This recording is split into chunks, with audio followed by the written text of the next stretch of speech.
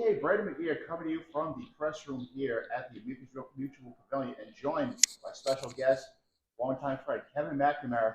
It's a special day for the Friars. They're going to be honoring the '94 Big East champs during one of the timeouts in the first half, which we'll get to in a minute. Kevin's recollection of that group. He covered them for the Providence Friars. But, Kevin, 3 straight losses for the Friars. Pretty much a must win here today against Xavier. A big win for sure, a big game for sure. You got to protect your home court, especially with the Friars undermanned and still adjusting, don't you think, Brendan? I think they're still certainly adjusting to the loss of Bryce Hopkins.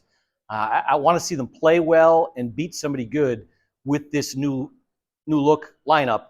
Don't know if today's the day. Friars mild favorites, 3.5 points. I expect a typical Big East game down to the last couple minutes.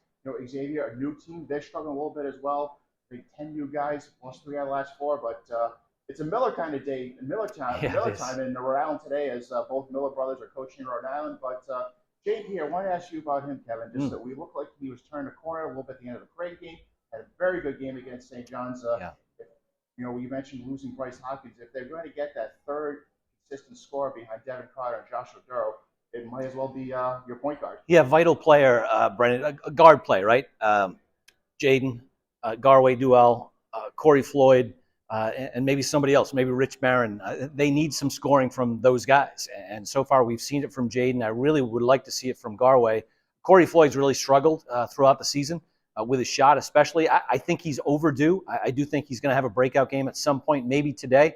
I also think Rich Barron, think about it, a month ago, he was coming off the bench and helping win games for the Friars.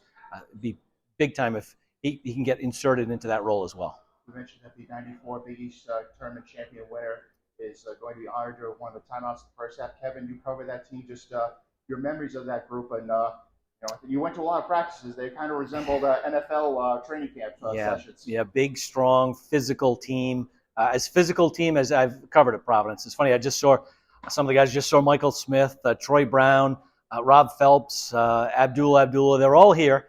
Dickie Simpkins is calling the game on Fox, so I know they're really excited to see each other and to see the fans. They don't come back as a group very often. And I tell you, a great group of kids. I'm now men, right, Brendan? There's no more kids anymore. It's they great. Have kids, probably. Yeah, it's great to see them, and time flies by. That's all I can say. 30 years, that's a crime. It is. It goes by like a blink of an eye almost. But Kevin, appreciate you coming on. We'll see what the Friars can do this afternoon. Check out his work on his website, kevinmaxsports.com. You can listen every night, weekday on WPRO. And, you can check later in the game, Pawtucket Times from soccercall.com for recaps. But until then, enjoy the game, everyone.